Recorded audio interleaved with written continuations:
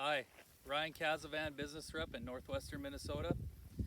Today we're looking at some Clearfield spring wheat where we applied Beyond. We have a pretty bad problem with wild oats in northwestern Minnesota, and Ken Dybert is with me today also, tech service rep.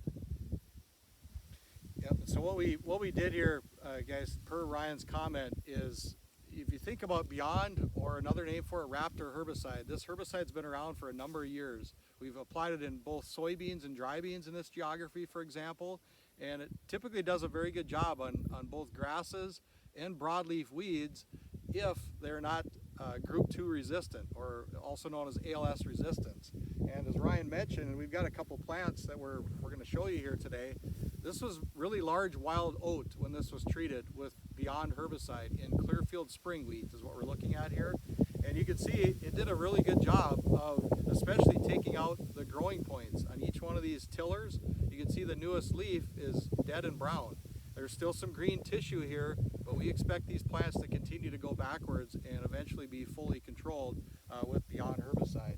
And Ryan, wouldn't you say that you mentioned there's wild oat has become a problem in this area, and we've generally ran out of options in terms of control, right?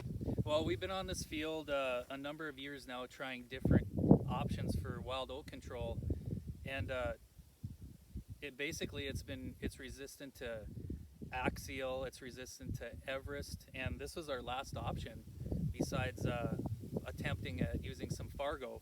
But this field here was treated with 5 ounces of Beyond and MCPE, and as you guys can see, like Ken said before, we took down wild oats that were tillering.